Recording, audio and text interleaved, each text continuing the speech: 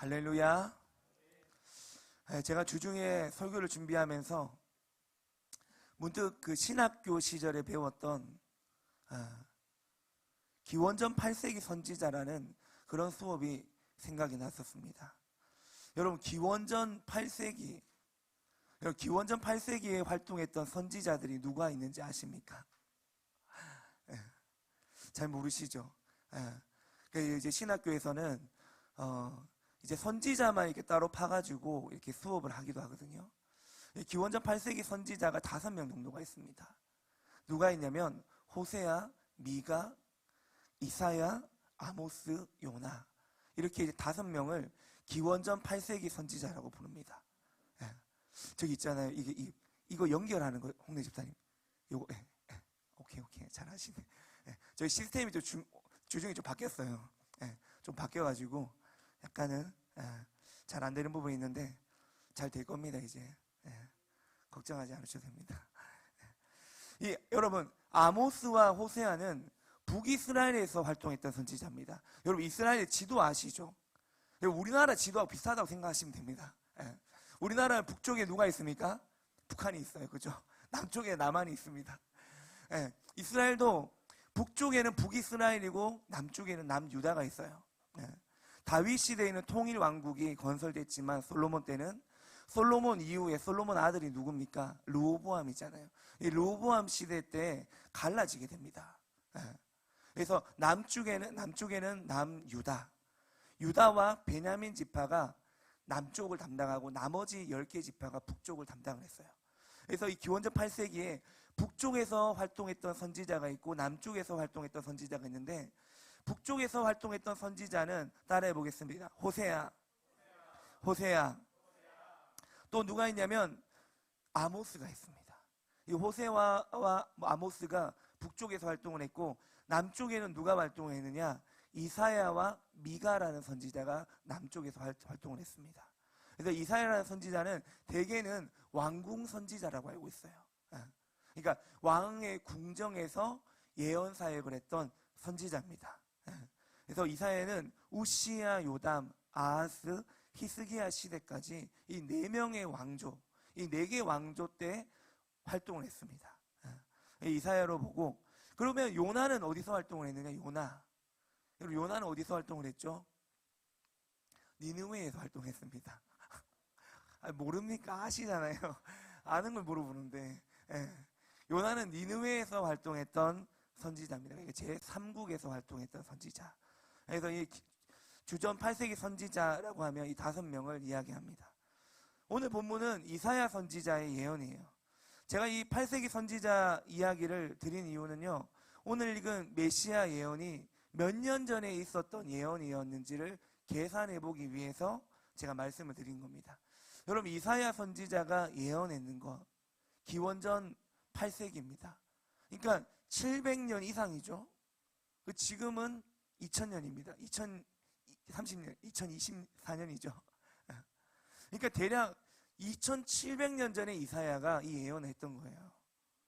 저는 오늘 이 본문 말씀을 수백 번 읽어봤지만, 저는 이 말씀을 읽어볼 때마다 이 말씀이 굉장히 제 마음에 감동을 줍니다. 왜냐하면 700년 전에 이미 이사야는 예수 그리스도께서 십자가에 못 박혀 돌아가실 것이라는 것을 알았어요. 하나님께서 보이지 않고는 이런 일이 있을 수가 없는 거예요. 700년 전 예언이잖아요. 특히 오늘 본문 말씀은 메시아의 구원 사역에 대해 말씀하고 있습니다. 교부였던 폴리캅은 이사야 53장을 가리켜서 뭐라고 이야기했냐면, 복음 기자의 황금 같은 장이다. 주석가 델리치는 구약 성서 예언의 가장 중심부요, 가장 깊고 가장 높은 곳이다 라고 말했습니다. 또 메시아를 작곡한 핸델은 이사야 53장 말씀으로 순환의 어린 양을 작곡하던 중에 펜을 멈추고, 나는 세상 죄를 지고 가는 하나님의 어린 양을 지금 보고 있습니다 라면서 울었다는 그런 일화가 있습니다. 오늘 말씀을 보면 선지자 이사야도 주전 700년 전에 예수님의 일생을 환상 중에 보면서 너무나 놀라고 충격을 받아 기록을 했습니다. 오늘 본문을 통해서 보면 예수님이 태어나신 환경과 주변 환경의 초라함을 우리에게 보여주고 있어요. 그는 연한 순같이 마른 땅에서 나온 뿌리와 같다고 말씀합니다. 여러분, 연한 순이라는 것은요, 굉장히 연약하다, 약하다라는 의미입니다. 여러분, 시골에서 자란 사람은 봄이 되면 식물의 순이 올라오는 것을 볼 수가 있어요. 이제 순이 올라오는 시즌이 이제 지나가고 있죠.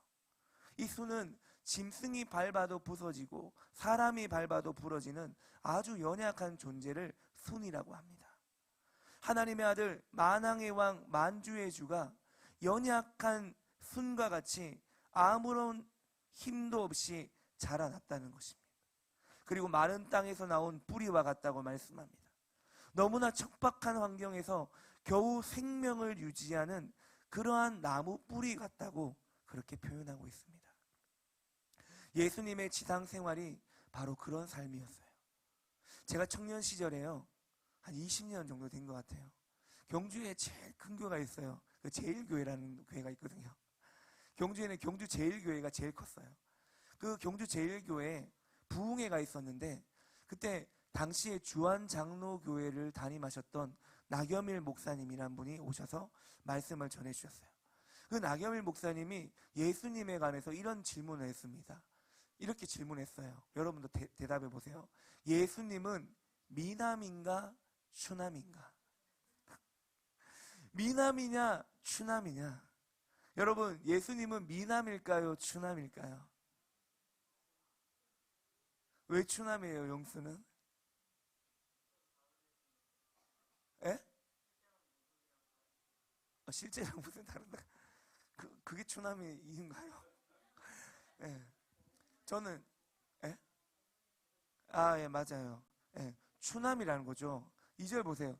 그는 주 앞에서 자라난 연한 순 같고 마른 땅에 난 뿌리 같아서 고운 모양도 없고 풍채도 없은즉 우리가 보기에 흠모할 만한 아름다운 것이 없다. 여러분, 우리는 예수님의 형상을 생각할 때, 예수님의 사진을 생각할 때 대부분 많은 사람들이 아키하나라는 자매가 그린 그림을 생각합니다. 그건 부활하신 주님의 영광을 표현한 겁니다. 여러분, 부활하면요, 우리도 예수님과 같이 부활의 때가 오면 다 잘생겼습니다. 믿습니까? 다 예쁩니다. 예. 근데 이 땅에 오신 예수님은 그렇지 않았다는 거예요. 풍채도 없고 고운 모양도 없고 우리가 보기에 흠모할 만한 것 없는 추남으로, 가장 평범한 인간 중에 평범한 인간으로 태어나셨다. 누가복음 2장 4절에서 7절에 보면 누가도 이사야가 예언한 것 같이 그대로 이루어진 것을 기록해 놓았어요.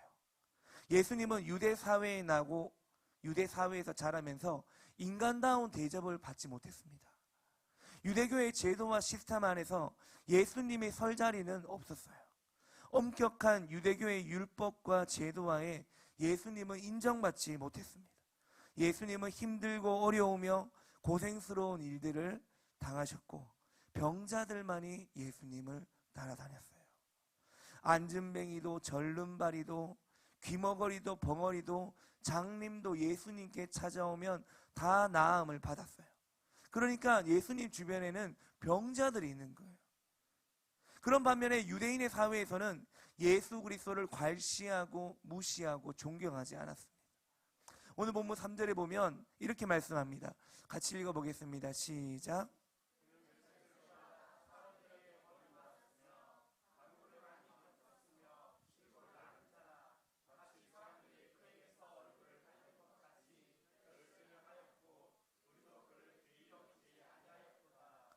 아멘.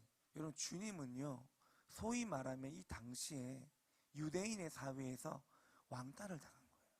따돌림을 당한 거예요. 유대인의 사회 속에서 예수님은 완전히 사람들에게 따돌림을 당하고 오직 예수님을 찾아오는 사람들은 병들고 헐벗고 힘없고 능력 없는 사람들밖에 없었어요. 여러분, 마태복음 4장 23절과 24절에 보면 이렇게 말씀합니다. 예수께서 온 갈릴리에 두루 다니사 그들의 회당에서 가르치시며 천국 복음을 전파하시며 백성 중에 모든 병과 모든 약한 것을 고치시니 24절입니다. 같이 읽을게요. 그의 소문이 온 수리아에 퍼진지라 사람들이 모든 앓는 자, 곧 각종 병에 고통당하는 자, 귀신 들린 자.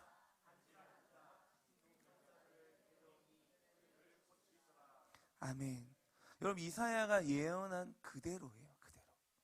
평범한 사람, 당시 좀 사는 사람, 오늘날로 말하면 상류 사회 또는 중산층 정도 되는 사람들은요, 당시에 예수님을 완전히 무시했습니다.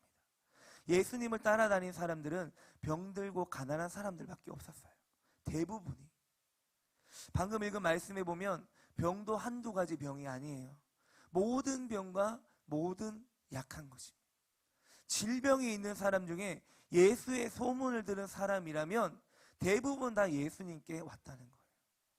오늘날도 예수님이 계신 곳에 나아오면 고침을 받을 수가 있습니다. 믿습니까? 여러분, 이 말은 제 말이 아니라 성경 말씀이에요. 여러분, 우리는 성경 말씀을 믿어야 됩니다. 누가 가더라, 오늘 목사님이 가더라, 유튜브에서 뭐라 가더라, 이거 믿어서는 안 돼요. 우리는 하나님 말씀을 믿어야 될 줄 믿습니다. 여러분, 성경에 나오는 치유사역에 관해 우리가 불신을 한다면 우리가 그만큼 믿음이 약해져 있다는 것입니다. 여러분, 믿음이 자라면 이 말씀이 보이게 됩니다. 그리고 믿어지게 되는 줄로 믿습니다.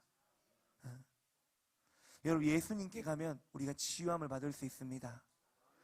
물론 여러분, 병원에 가도 치유를 받을 수 있어요. 병원 가지 말란 말이 아니에요. 그러나 우리는 먼저 주님의 말씀을 신뢰해야 됩니다. 의사 선생님의 말씀을 신뢰하기 전에 우리는 주님의 말씀을 신뢰해야 되는 줄 믿습니다. 우리는 예수님이 이 땅에 오셔서 어떻게 보면 예수님이 세팅하셨던 초대교회는 세 가지 사역이 메인이었다는 것을 알 수가 있어요. 스피커에서 나는 소리인가요? 어딘가요? 아, 패드에서 나는 소리인가요? 네, 문제가 생겼습니다. 네, 제가 껐습니다. 네. 여러분, 예수님이 세팅하셨던 초대교회는 세 가지 사역이 있었어요. 뭐가 있었습니까? 회당에서 가르치시고, 천국 복음을 전파하시고, 모든 병과 모든 약한 것을 고치셨다. 따라합니다. 전파하시고, 가르치시고, 고치셨다. 여러분, 예수님이 세팅하셨던 그 초대교회는 이 세 가지 사역이 있었어요. 그래서 여러분이 성전에 와가지고 하나님 말씀을 배우죠. 그리고 배운 말씀을 세상에 나가서 전파하죠. 뿐만 아니라 그 말씀을 믿음으로 말미암아 우리가 치유하고 기적을 일으킬 수 있다는 것입니다. 할 수 있거든이 무슨 말이냐? 믿는 자에게는 능치 못할 일이 없느니라. 믿습니까? 여러분, 오늘날에도 예수님이 행하신 이 세 가지 사역들이 사순절 기간을 보내는 우리 리빙 처치 안에 일어나야 될 줄로 믿습니다. 여러분, 우리가 예전 교회에서 사역할 때 목장 사역을 오픈했잖아요. 목장 사역 오픈했죠. 이 목장이나 셀이나 똑같습니다. 여러분, 비슷합니다. 형태와 DNA가 비슷한데 당시에 우리가 교본으로 삼았던 책이 있어요. 그 책의 저자가 누구냐면 그 당시에 목장의 붐을 일으키고 있었던 최영기 목사님이란 분입니다. 이분의 책이 있어요. 그래서 우리 교육자들이 목사님께서 소개를 해주셔가지고 저도 한 8권 집에 쌓아놓고 쭉 읽었던 기억이 납니다. 근데 그분의 책 중에서 어떤 책이 있냐면은 교회는 병원이다라는 책이 있어요. 교회는 뭐라고요? 병원이라고. 이 책에 보면 이 목사님이 이런 말씀을 합니다. 여러분, 잘 들어보세요. 이상적인 교회는 죄인들이 모인 곳입니다. 여러분, 이상적인 교회는 누가 모인다고요? 죄인들이. 잘 들어보세요. 왜 사람들이 교회를 보고 실망합니까? 교회에서 천국을 기대하기 때문입니다. 그러나 이상적인 교회는 천국이 아니라 병원입니다. 여러분, 이상적인 교회는 어떤 곳이라고요? 천국이 아니라 병원이라고. 여러분은 병원에 오셨습니다. 아십니까? 아십니까? 여러분, 병든 자가 치유함을 받아 천국을 경험하게 하는 병원입니다. 그래서 여러분, 교회는요 아주 특별한 병원이에요. 세상의 병원은 병든 사람을 치유하고 해주고 약을 처방해서 그냥 집에 돌려보내요. 근데 우리는 병든 사람을 치유해주고 이곳에서 잘 자랄 수 있도록, 그리고 천국까지 경험하게 해주는 그런 아주 멋진 병원인 것입니다. 우리가 찬양할 때 천국 임재, 내가 보내, 그렇게 찬양하잖아요. 여러분, 진짜 봐야 될 줄로 믿습니다. 진짜 경험해야 될 줄로 믿습니다.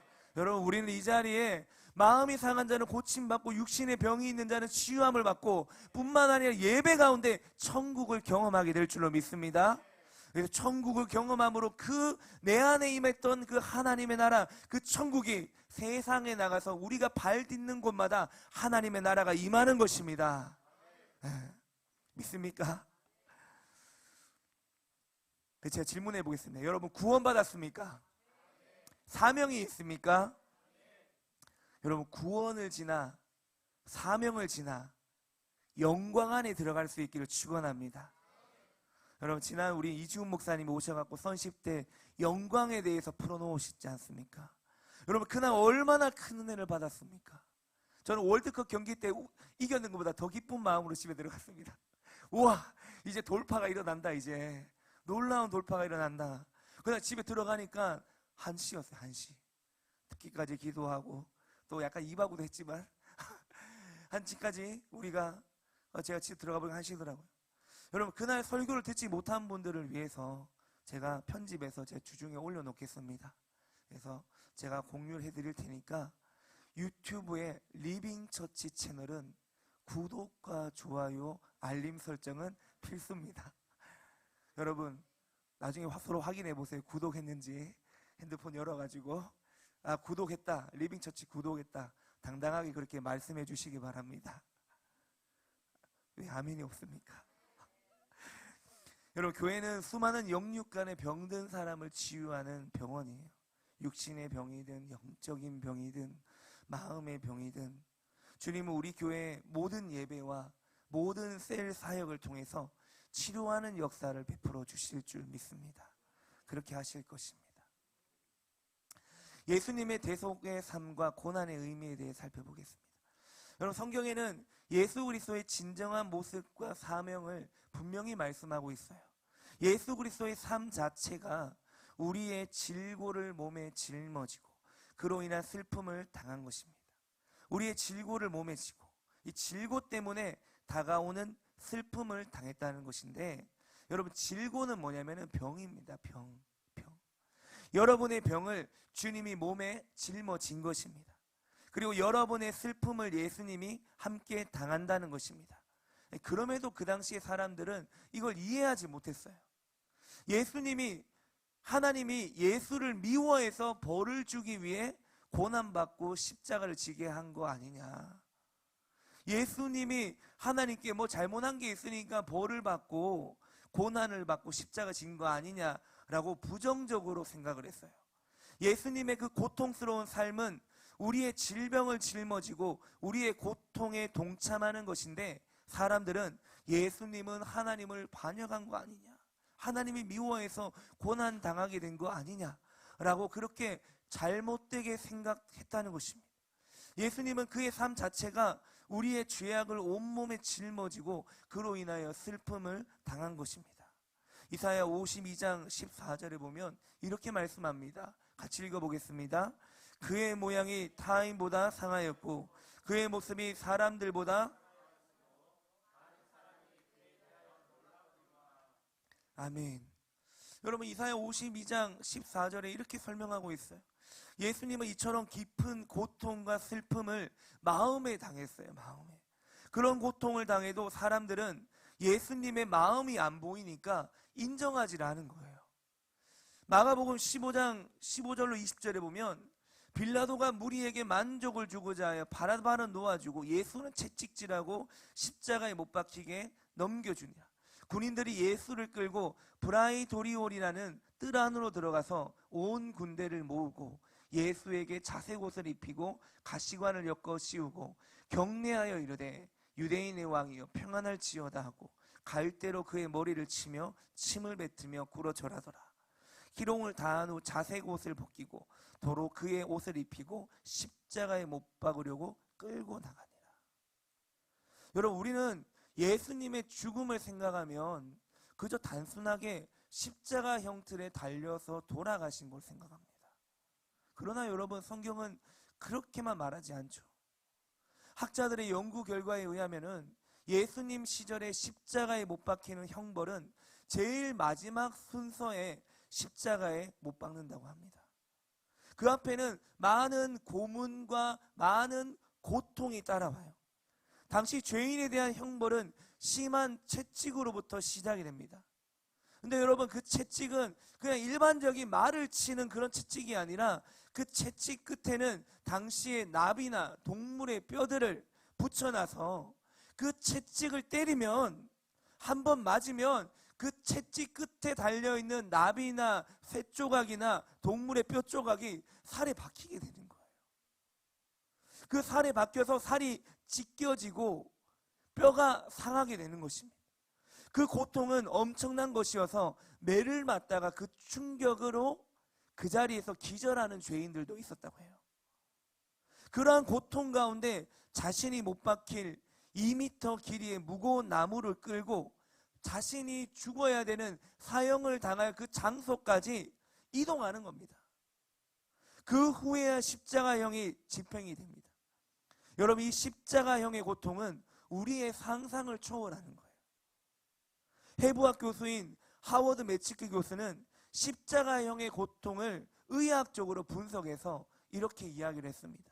몸의 체중이 두 손에 박힌 못에 매달려지기 때문에 살이 찢어지고 많은 피를 쏟으며 통증이 극심하다는 거예요. 여러분, 십자가에 못이 박히잖아요.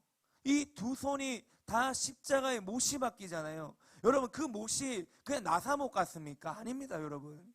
그 못은 이겁니다, 이거예요. 역사학자들의 고증에 따라 어느 목사님이 이거 국내 생산 100개만 했습니다. 제가 선착순을 줄 서가지고 샀거든요.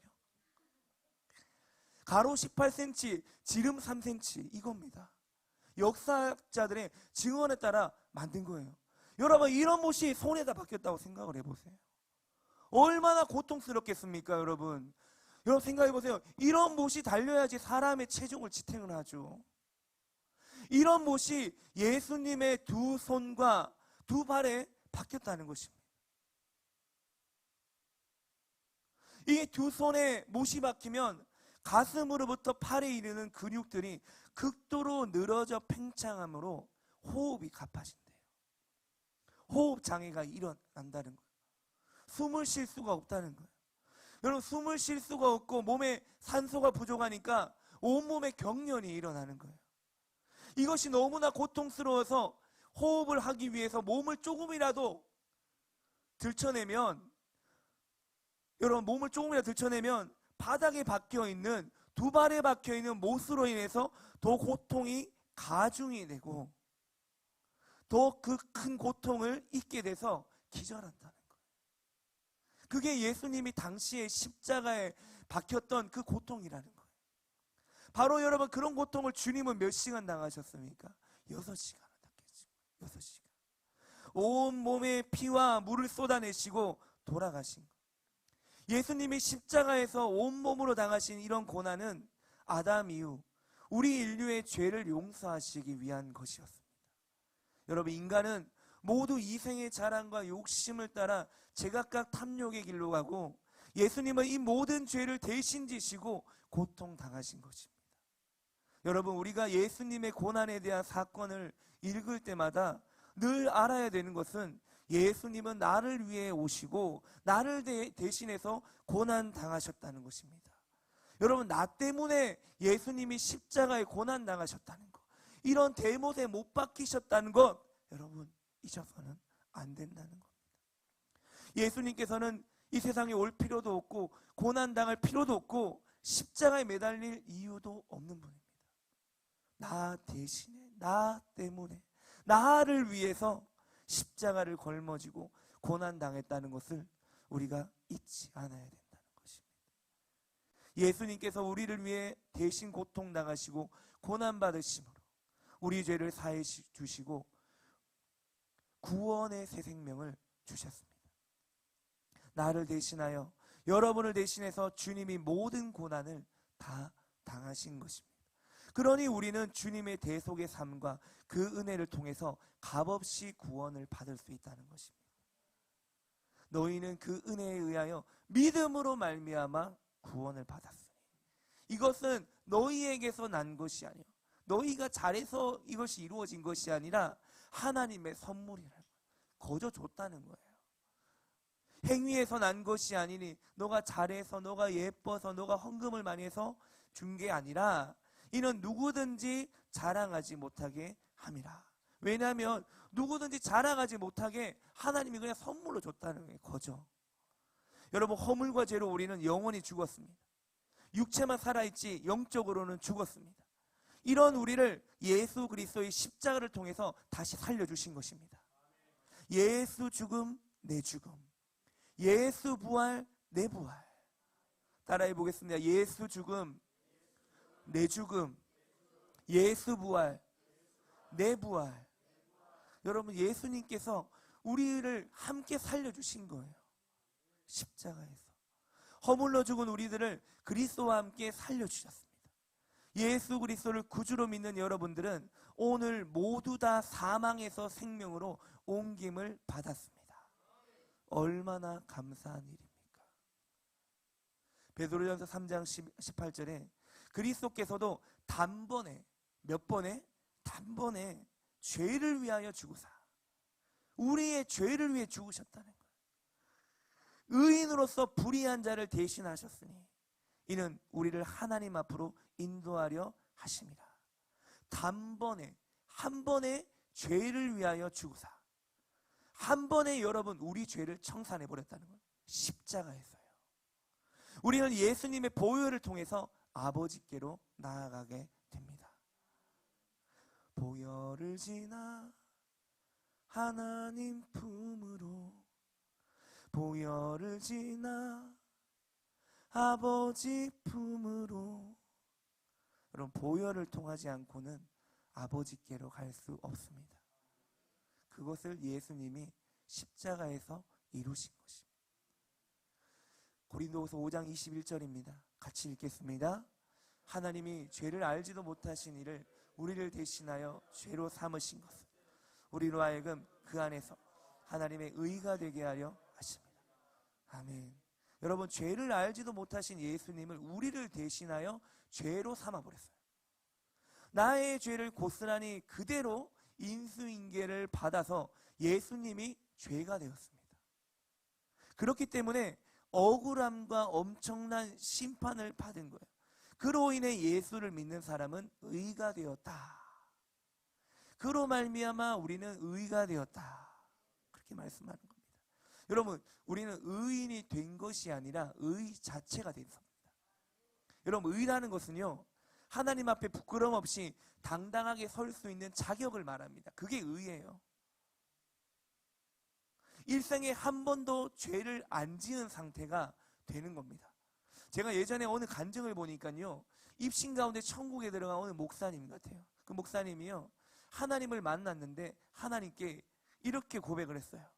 하나님, 제가 과거에 이런 죄 지었었는데 회개했었습니다. 하나님, 그때 제가 그 죄 지었는 거 기억나시죠? 제가 회개했던 거 기억나시죠? 이렇게 물었어요, 하나님께. 근데 주님이 뭐라고 하셨는지 아세요?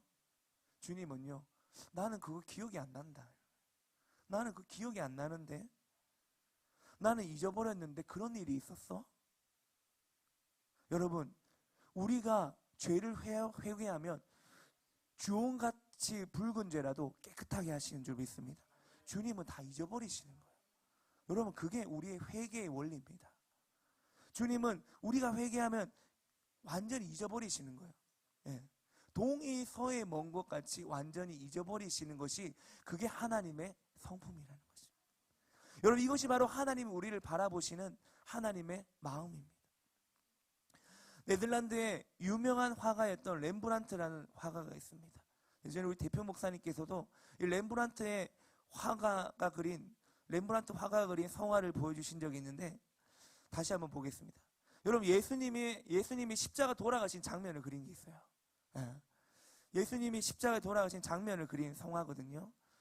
자, 여러분, 이 그림을 보면 예수님이 고통을 당하시면서 십자가에 돌아가시는 모습이 사실적으로 기록이 돼 있어요. 그려져 있어요.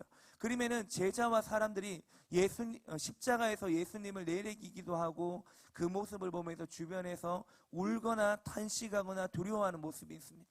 그런데 여러분, 이 그림 한쪽에 2000년 당시에 유대 사람하고는 조금 관계가 없는 사람이 서 있습니다.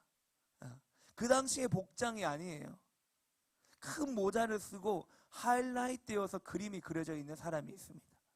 제일 오른편에 있는 사람, 여러분 보이십니까? 자, 이 사람이 누구냐? 이 사람요. 이 사람, 이게 화면은 잘 안 되는데 큰 모자 쓰고 있는 사람. 이 사람이 바로 누구냐? 렘브란트 자신이라는 거예요. 자기 자신을 여기다 그려놨습니다. 이 사람은요, 이렇게 고백했어요. 예수님이 십자가에서 돌아가시는 현장에 거기에 내가 있었습니다. 내가 그곳에서 십자가에서 돌아가시는 예수님을 바라보았습니다. 예수님은 바로 나를 위해 죽으셨기 때문인 것입니다. 이 2000년 전에 예수님 돌아가셨던 그 그림을 그리면서 그 십자가 형태 옆에 자신의 모습을 그리면서 저 십자가에 내가 같이 죽었고 예수님이 나를 위해 저 십자가에 돌아가셨다. 그런 의미로 자신의 그림을 그려놓은 겁니다. 렘브란트처럼 예수님이 죽는 그 자리에 저도 같이 있었습니다. 2000년 전 갈보리 십자가에 여러분도 같이 있었습니다. 여러분의 이름으로 여러분이 지은 죄를 예수님이 십자가에 걸머지고 매달린 것입니다. 그러므로 여러분과 예수 그리스도는 분리할 수가 없어요. 여러분은 예수님은 이 땅에 사시는 동안 우리의 죄악을 온몸에 짊어지고 그로 인해 슬픔을 당하셨습니다. 그러나 예수님이 고난받으심으로 우리는 죄와 허물에서 해방이 되었고 평화를 얻게 되었고 치유와 건강을 얻게 되었습니다. 예수님의 대속의 삶으로 우리 영혼이 잘된 같이 범사가 잘되며 강건한 축복을 얻게 된 것입니다. 그리고 그 다음에 그가 채찍에 맞음으로 우리가 나음을 받았다고 말씀해요. 여러분, 예수님이 빌라도의 뜰에서 채찍에 맞으셨죠. 그 당시에 보통 죄인들을 채찍으로 때리는데 그 당시에 죄가 중한 죄인들을 채찍을 몇 대 때리는지 아십니까? 대부분 40대 정도 때렸다고 합니다. 40대. 여러분, 40대를 때린다는 말은요, 거의 죽기 직전까지 때린다는 거예요. 여러분, 그래서 사도 바울도 고린도후서 11장에서 내가 40에 하나 감한 데를 5대 맞았다고 하잖아요. 예수 그리스도의 복음을 증거하다가. 이 40대라는 것이요, 사람을 거의 죽을 때까지 때린다는 그런 의미라고 합니다. 그 채찍 끝에 뼈 조각이 붙어 있어서 그 뼈 조각이 살을 파고 들어와 살점이 뚝뚝 떨어져 나가고 갈비뼈가 부러져요. 그러한 고통을 예수님이 당할 필요가 있습니까? 없어요. 예수님은 죄를 지은 적이 없기 때문에 고통 당할 필요가 없다는 겁니다. 그런데 누구 때문에 고난 당한 겁니까? 우리 죄 때문에 고난 당하신 거예요. 우리 때문에 예수님이 채찍에 맞았는데 갈기갈기 살이 찢어지고 뼈가 상하고 고통을 당하면서도 이를 깨물고 주님이 참으신 것은 그가 채찍에 맞음으로 우리가 나음을 얻기 때문입니다. 예수님의 고난을 헛되게 하지 않기 위해서는 여러분, 우리가 이 말씀을 믿고 나아가야 돼요. 2000년 전에 채찍에 맞으신 예수님은 지금 바로 우리들 곁에 채찍 맞은 그대로 와 계십니다. 예수님이 우리 곁에 계십니다. 오늘 본문 6절 말씀 보겠습니다. 6절 속에는 예수님이 십자가에 고난당한 총체적 의미가 들어있어요. 6절입니다. 같이 읽겠습니다. 우리는 다 양 같아서 그릇 행하여 각기 제 길로 갔거늘 여호와께서는 우리 모두의 죄악을 그에게 담당시키셨다. 아멘. 우리 모두의 죄악을 그에게 담당시키셨다. 우리는 하나님의 길이 아니라 다 탐욕의 길로 갔습니다. 하나님을 믿지 않았어요. 이 모든 죄의 책임을 예수님께서 짊어지셨습니다. 요한복음 1장 29절에 보라, 세상 죄를 지고 하는 하나님의 어린 양이로다. 예수님께서 겟세마네 동산에서 이렇게 고백했잖아요. 아버지, 할 수만 있다면 이 잔을 내게서 옮기시옵소서. 그러나 내 뜻대로 마옵시고 아버지 뜻대로 하옵소서. 왜냐하면 이 고난은 하나님의 아들조차도 두려워했던 고난이었기 때문입니다. 얼마나 혹독하고 고통스러운 사형제도인지 할 수만 있으면 이 잔을 옮겨달라고 예수님도 하나님께 사정했던 것입니다. 그러나 내 뜻대로 마옵시고 아버지 뜻대로 하옵소서. 예수님이 고난을 당하지 않으면 여러분과 저는 우리 죄 때문에 다 영원히 지옥에 살아야 되는 것입니다. 여러분, 예수님은 하나님이시기 때문에 사흘만 고통당하면 우리 죄를 다 청산하고 사망을 철폐할 수 있는데, 우리는 3일이 아니라 3000년, 3억 년이 지나도 영원히 우리는 갚을 수 없는 죄요 빚입니다. 여러분, 그 죄의 삭 결국엔 뭡니까? 사망이에요. 죄의 결과는 사망입니다. 그러나 예수님은 우리와 달라요. 사람의 형상으로 오셨지만 죄는 없는 분입니다. 예수님은 죽을 필요가 없어요. 예수님이 우리를 위해서 자원의 십자가를 안 짊어졌으면, 아마도 예수님은 십자가를 안 짊어졌다면 에녹과 엘리야와 같이 죽음을 보지 않고 공중으로 들려 올라갔을 것입니다. 어느 길거리 전도자가 불신자에게 복음을 전하다가 이런 말을 들었다고 합니다. 예수님이 십자가에 죽어서 3일간 무덤에 있다가 하늘로 들려 올라가셨다고요? 그걸 어떻게 믿어요? 그리고 죄 없는 예수가 왜 고난을 받아야 되죠? 라고 질문했다는 거예요. 여러분, 그럴듯한 말 아닙니까? 여러분, 하늘로 들려 올라갔다는 것 증거가 있습니까? 보여줄 수 있어요? 그러니까 어떻게 믿냐고 물어보는 거예요. 그리고 죄 없는 사람이 왜 고난을 받냐? 여러분, 이것도 이성적으로 생각하면 일리 있는 말이잖아요. 여러분, 죄를 지어야 경찰서에 가는 거지, 죄가 없는데 어떻게 잡혀갑니까? 그 일리 있는 이야기를 하는 거죠. 그러나 여러분, 그런 사람은 구원을 몰라서 그런 말을 하는 거예요. 예수님이 죄 없는 분이기 때문에 우리 죄가 예수님에 의해서 청산이 될 수 있는 것입니다. 죄 없으신 예수님이 우리 죄를 대신 청산하기 위해서 십자가를 지신 것입니다. 오늘 본문에도 적혀 있어요. 8절에 보면 그는 곤욕과 신문을 당하고 끌려갔으나 그 세대 중에 누가 생각하기를 그가 살아있는 자들의 땅에서 끊어짐은 마땅히 형벌받을 내 백성의 허물 때문이라 하였으리요. 그가 곤욕과 신문을 당하고 끌려갔는데 그 세대 중에는 그 시대 사람들은 왜 예수님이 곤욕을 당하고 고통을 당하는지 몰랐어요.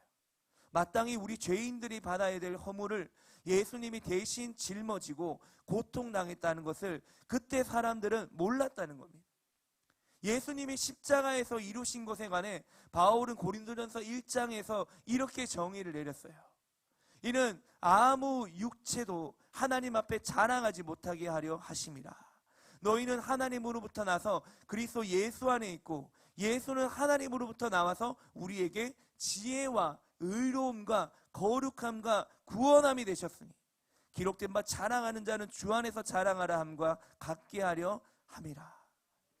여러분, 우리가요, 예수님이 우리의 죄를 대신해서 십자가에 못 박히신 것을 믿고 우리가 예수님 안에 살아가기를 시작을 하면요, 예수님은 그때부터 우리에게 지혜와 의로움과 거룩함과 구원함이 되시는 것입니다. 믿습니까? 여러분, 예수님은 십자가에서 지혜와 의로움과 거룩함과 구원함을 주신 자리입니다. 예수님의 의로움이 우리에게 옷 입혀지고 예수님의 거룩함이 우리에게 옷 입혀지고 예수님의 구원이 우리에게 들어오게 되고 예수님의 지혜가 우리에게 부어지게 되는 것입니다. 여러분, 십자가는 총체적인 자리입니다. 모든 것을 이룬 자리입니다. 여러분, 우리가 이 땅에서 가장 행복하게 살 수 있는 비결이 뭐냐? 바로 십자가의 삶을 이루며 사는 것입니다. 날마다 십자가를 바라보며 십자가에 이루신 그 사랑을 우리가 기억하며 살아가는 거예요. 로마서 5장 8절에 보면 우리가 아직 죄인 되었을 때, 사랑받을 자격이 하나도 없을 때 하나님께서는 이미 우리를 사랑하기로 작정하셨고 그 사랑을 십자가에서 이루셨다고 말씀하고 있습니다. 여러분, 예수님은 창세전에 우리를 사랑하기로 결정하셨어요. 하나님은 창세전에 우리를 구원하기로 결정하셨습니다. 뿐만 아니라 천국 백성이 우리 되게 하시고 하나님의 자녀가 되는 권세까지도 우리에게 부어주신 것입니다. 여러분, 이것을 믿는 것이 바로 하나님의 사랑을 믿는 것입니다. 예수님의 고난이 우리를 향한 하나님의 사랑입니다. 예배팀 올라와 주십시오. 말씀을 맺겠습니다. 여러분, 오늘은 종려주일입니다. 종려주일은 예수님이 나귀를 타시고 예루살렘에 입성하실 때 많은 군중들이 종려나무 가지를 흔들며 환영했다고 해서 이날을 기념하기 위해 지어진 이름이 종려주일이에요. 여러분, 종려주일이 지나고 내일부터는 고난주간이 시작이 됩니다.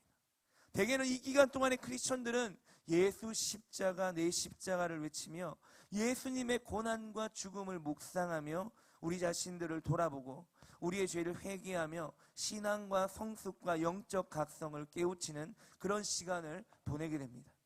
여러분, 예수님이 우리를 대신해서 죽으시고 우리의 죄와 불의와 추악과 저주와 죽음과 절망을 다 예수님이 청산하셨다는 것을 우리가 고백하며 새롭게 우리 신앙을 가다듬는 시간이 바로 이 고난주간입니다.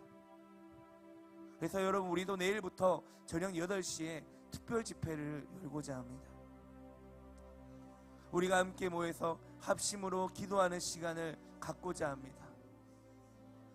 우리가 다시 한번 여러분 결속하며 십자가의 사랑을 힘입어 기도의 불을 피우고 하나님의 사랑으로 다시금 하나가 될 수 있는 그런 귀한 자리가 내일부터 4일간 진행이 됩니다.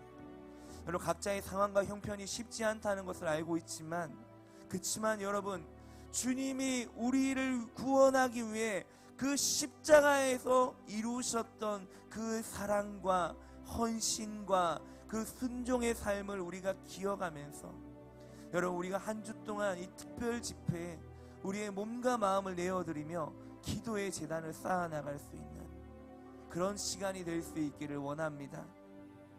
여러분, 우리 이 시간에 함께 찬양하길 원하는데요, 그가 오신 이유라는 찬양입니다.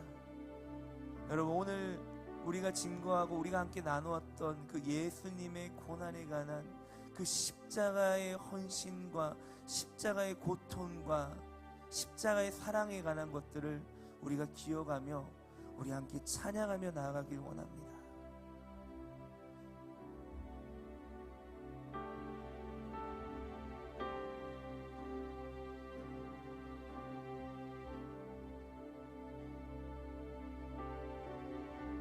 이 세상 가장 아름다운 순종의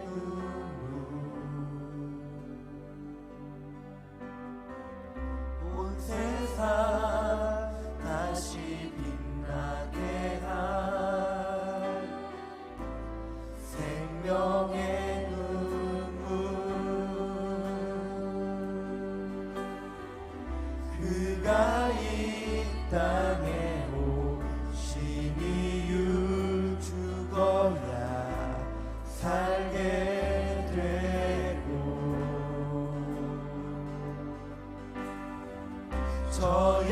저야만 승리하는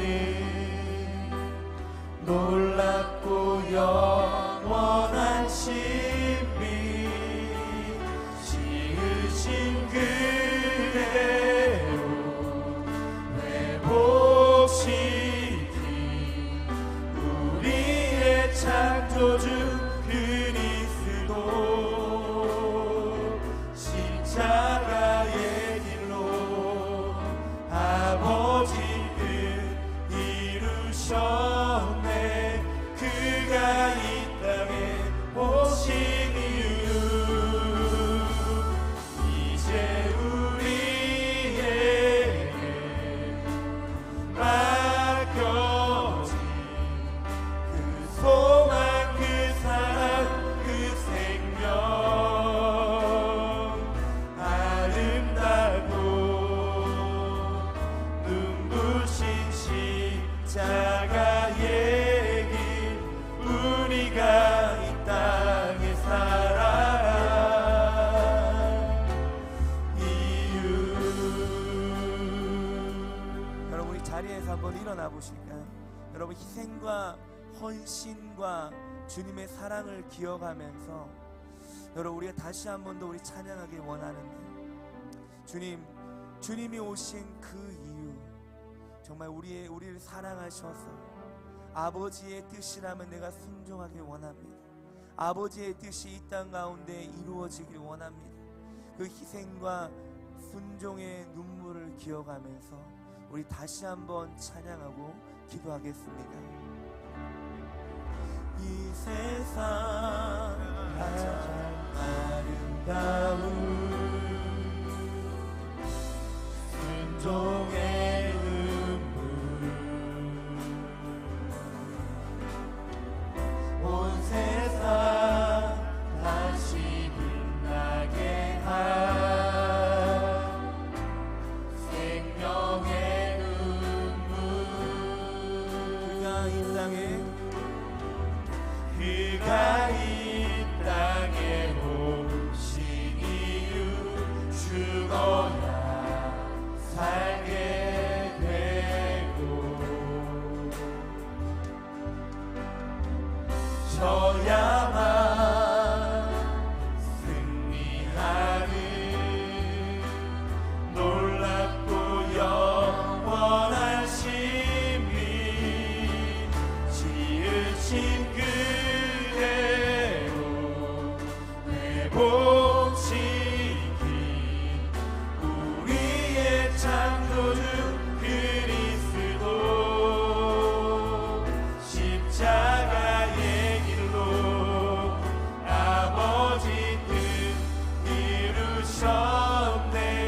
그가 이 땅에 오신 이유, 이제 우리에게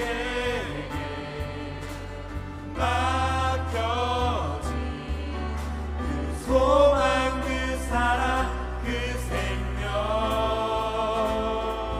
아름답고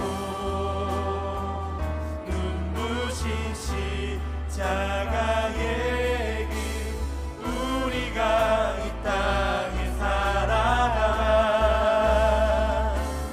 이유.